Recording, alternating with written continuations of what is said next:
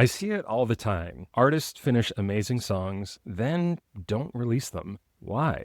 Sometimes they get stuck on tiny things no one else notices, like a small EQ tweak or half a decibel change on one track or another. Or perhaps they're just overwhelmed with the process of releasing a song on streaming platforms. All of this is totally normal and understandable. But Alex Grina, who worked with RJB Music Production on her debut EP and a couple of singles, was able to work through these obstacles. She is a great example of an artist embracing the philosophy that perfection is the enemy of creativity. If you're feeling stuck or unsure, her story might be what you need to hear. Hi, Alex. How's it going? Hi, I'm good. How are you? Good. Thanks so much for joining me today. To kick things off, can you tell us about yourself? So I'm Alex Grina. I live in West Hollywood, California, and I am a singer, songwriter, and dancer. Why do you love songwriting? I feel like when it comes to songwriting, it's like an imprint of your energy. The song in itself is a statement that exists just to exist. And I love that because I don't have to argue with anyone for my voice to be heard. It just is. What were your biggest fears or doubts releasing your first track, and how did you move through them? Dear Aliens was so different from anything I've ever written.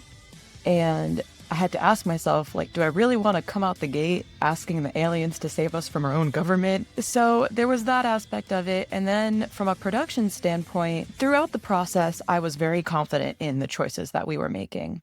And then when we got to the final revisions and deciding on like the actual take that was going to be released, that's when I started getting in my head. And I remember there was one day where I sat with the track on repeat, and just every time I listened through, I picked a different aspect of the song to analyze. And I had to ask myself, like, is this correct? Should it be this way? Should it be that way? And by the end of it, my ears were tired. I was drained. I had no concept of whether or not I even liked it anymore. So I knew, I was like, okay, I need to take a step away.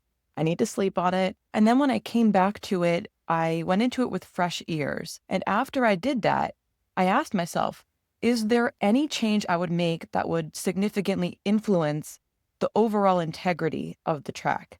And the answer was no. Reflecting back on the process, can you describe how you got to a place where you confidently said to yourself, this is ready, I'm releasing this? It really depends on the song. For example, with Fine Wine, that one clicked. Like when it came to going through the final revisions, I was like, this is chef's kiss. There's nothing that's like gray area. Like I was very confident. With Dear Aliens, that wasn't the case. And so for me, in those situations where I'm like hyper analyzing or micromanaging, sometimes what clicks is the self-awareness that I am micromanaging. I think that's a really good perspective, that it is relative to the song because each one is sort of unique and has its own challenges. How did having a production team, in this case RJB Music Production, support your confidence to release your EP Shadowlight? I feel more supported having a team of professionals to guide me through the process, and also just to have them as a sounding board. Like, I genuinely feel like each and every person on the team contributed feedback that made the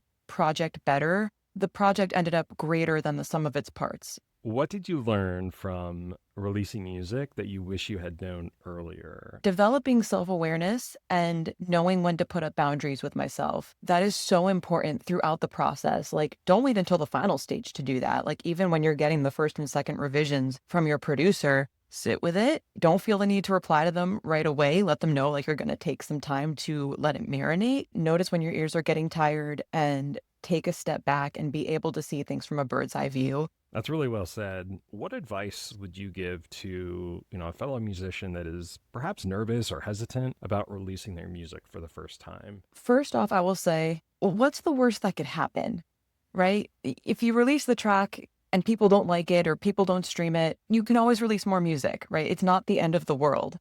The other thing too is you're going to put all this time into making a track.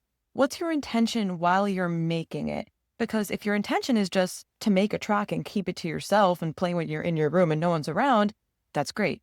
Most of us want to make music to share with others, for it to be heard. So if that's your intention throughout the process, and then you get to the final stage and you get cold feet and you don't want to release it, how are you going to know, right?